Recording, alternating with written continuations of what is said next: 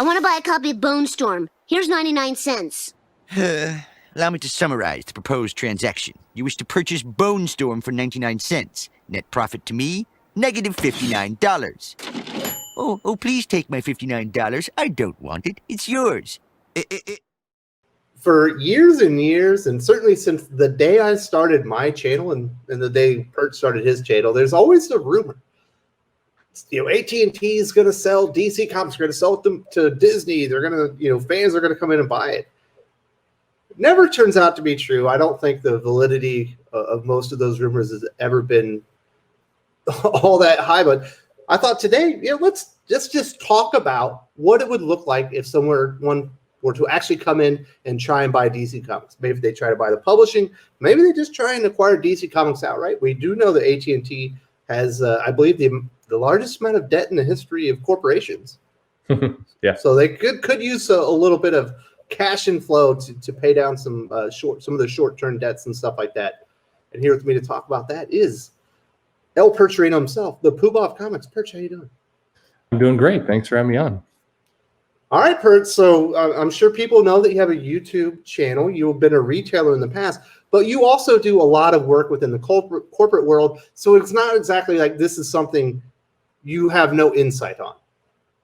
I'd like to think so. I mean, I've been part of acquisitions, not leading myself, but I mean, I've been part of watching companies do this. I've been part of I think more importantly, the fallout of once the acquisition happens, and then you bring the property in, what it takes, what kind of financial considerations you have, what kind of legal problems you have, and just kind of all those pieces, the entanglements, the boring stuff that people don't like to talk about.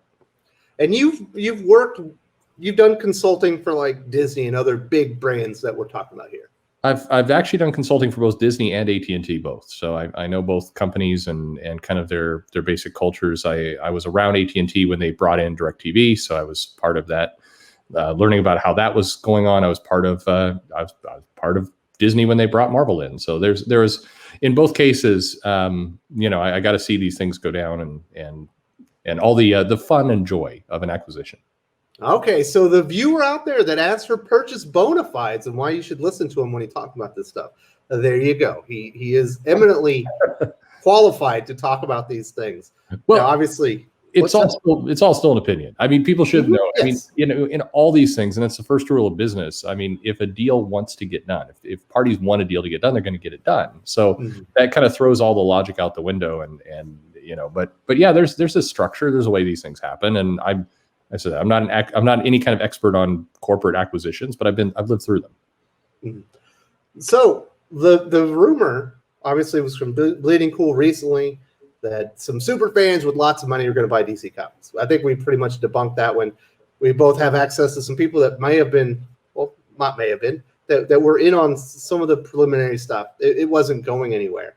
Mm-hmm. Now, one of the numbers that Bleeding Cool put out there was that $300 million might be the right price to acquire just the publishing part of DC Comics.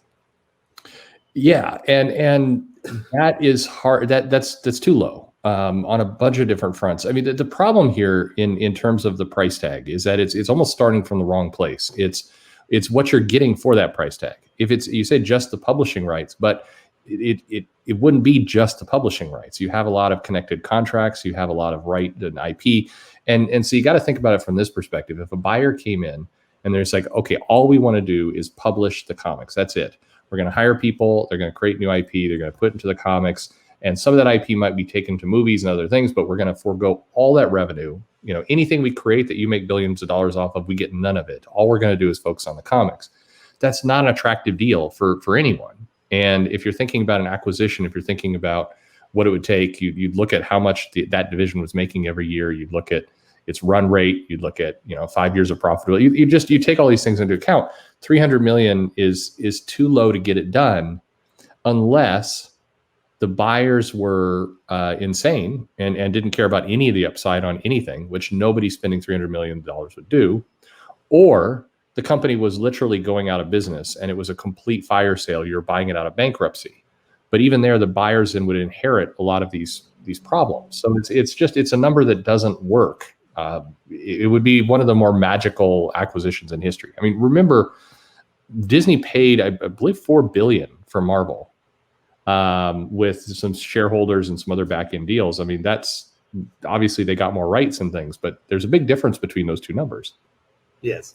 And, we know the last time, like, DC's revenue was $300 million in 2019 to the direct market.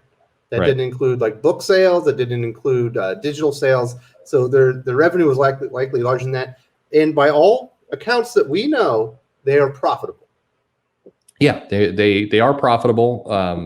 I mean, maybe not Probably as much. More profitable now that they've cut out all these exclusive contracts and all the low-hanging fruit of the comics that weren't selling. Yeah. I mean, the company's not running at a loss. I think some people come in and say, it could be running at more of a profit. You're right. I'm sure it could. A lot of things could happen, but it's not running at a loss. Yeah. So the idea of 300 million was preposterous. You're getting closer to $500 million just based off the revenue and stuff like that. But then you have to think about, well, what other kind of rights are you going to get in there? If you create new characters, those are yours. And, what about licensing? If you create a new costume for Batman, new costume Superman, you get to put those on T-shirts, stuff like this. And all of a sudden, some of the licensing and everything that kind of runs into it. And the price tag's probably getting closer to what, like $1 billion? I mean, I think you're over two. You have to be. I mean, and again, part of it's because of the entanglements of these contracts. You take the Watchmen situation for example, just one thing. Obviously, Warner Media, they are interested in continuing to use Watchmen. They make money off of licensing. They make money off of movies. They're going to do more TV shows. I mean, Watchmen will be a property they'll want to continue to mine. Meanwhile, you have the comics over here that are one of the stronger selling publishing items. I mean, even today, that graphic novel sells quite well, and it makes a great profit. But you also every year it's in the top 10 for the year. Yeah, exactly. It makes tons of money. Meanwhile, on the outside, you have Alan Moore, who has this agreement that if the book goes out of print, that the rights can revert to him. How does that work with everything? How does that work then if you have the publishing department spin off and do its other thing? Are they going to have some kind of rights and requirements built into the acquisition that says that they're going to keep it in print, therefore not messing with the film division? Because if the rights revert to Alan Moore in some way, does that change what they can do for films and TV? I mean, this is why it's super complicated. And keep in mind that Disney deal that was done for $4 billion, this was in a world where a bunch of rights were off licensed by Fox. I mean, it was $4 billion and it didn't include everything. X-Men didn't include Spider-Man. Right. Which at the time, I mean, 2009, X-Men was still, and Spider-Man were huge deals for Marvel. So, I mean, to think about 300 million or even, I mean, $2 billion is probably a very lucky acquisition price. Now, if you're saying, okay, again, just for publishing, nothing else, it's too complicated of a deal.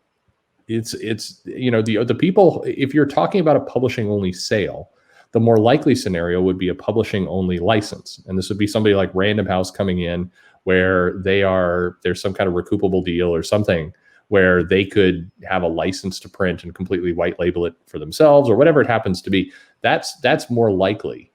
But we heard, and we had some confirmation that AT&T was at least shopping for this to happen, and the price tag they were asking was way too high.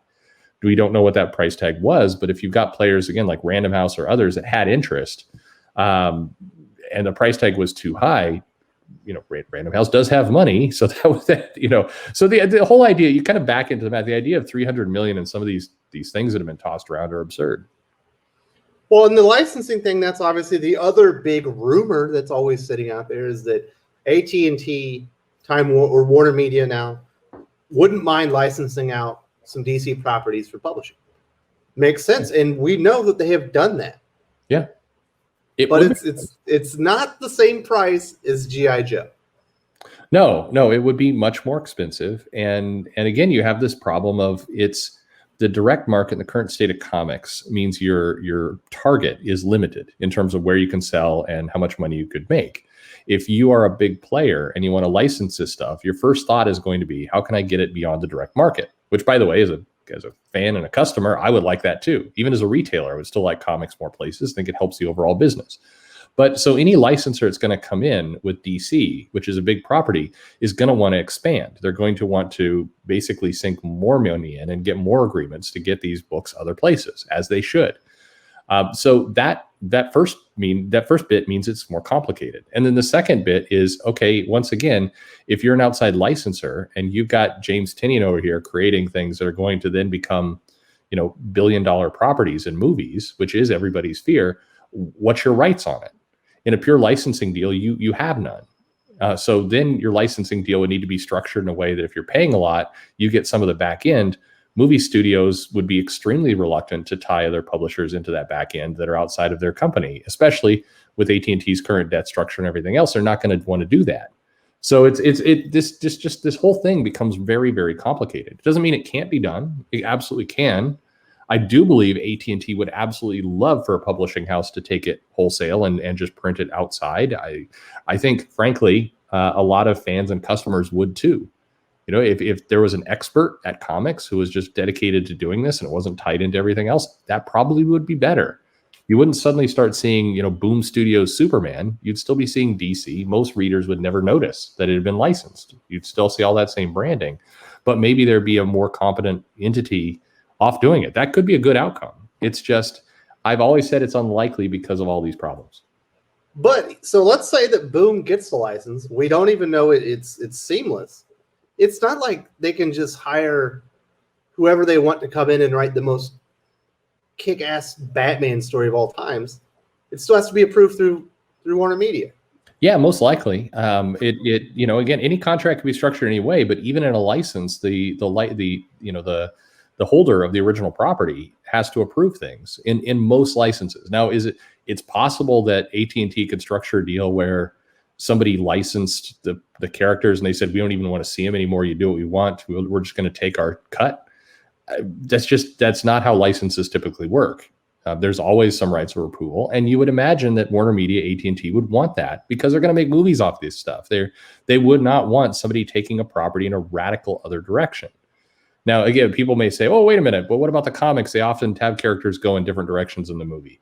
Absolutely, but it could go much further. If suddenly, for example, Boom, let's say a bunch of things happen and Boom gets the rights to both DC and the Hasbro properties. And suddenly Boom decides the best thing to do is to have Batman and Transformers be a shared universe. And they have the comics all dealing with all these properties together. Suddenly you've got a huge mess on your hands because the movie rights to Transformers and the movie rights to Batman are sitting with two different studios. So now all the content that's coming out there no longer fits the movies. I could go on and on. There's 500 reasons why it's complicated. Very complicated. The price tag that we've heard is very low. We both heard from people that were involved. It's so hard to say it was even like they were even inquiring about it. There was just some small talk amongst people about whether or not it was something worth pursuing. Mm-hmm. Yeah. It was going to be, there just weren't enough people that were really interested, and it was going to be very expensive. But I will say this, Perch, I do think eventually DC licenses it out. I would hope so. I go back and forth on that question. I think in my heart, I would like to see that happen because I think it would be healthier for the comics if somebody who was a strong publisher was running that show. That's what my heart wants. In my head, it again, with all these corporate entanglements, I don't know how likely it actually is. Like you said, a number of people were approached, but I mean, just be honest here. And I just finished a conversation with somebody who was in Marvel in the 90s. There have been conversations around, hey, let's get 5 of our rich friends and buy Marvel or buy DC since, the earliest I remember is 92. This has always been this fantasy of a bunch of people. And I don't say it despairingly. This has always been an idea people have had. It doesn't rarely come to anything. It never comes to anything. That's the problem. And it maybe this is the time, maybe magically in 2021, we finally have this happen. But, think about all the complexities we just talked about. And now on top of that, add the complexities of an ownership structure of, 30 people, all with different sums of money in there. With a total of like $1 billion at a minimum invested. Yeah, that's a nightmare of a deal. I'll just tell you, it has it happened in the past? Absolutely. It rarely works out well, and it's a pain in the ass. Yeah. So there you go, folks. That's our discussion on what would it actually take to buy DC Comics. Very complicated. the price tags that have been thrown out there are far too low. You have to have a price that the buyer is willing to pay, and that the seller is willing to accept. And I imagine those are going to be quite far apart at this point. Licensing deal, much more likely. They even have one supposedly with Penguin Random House. We'll see what that goes in the future. But yeah, I mean, just please, this topic has become this lightning rod for stupidity.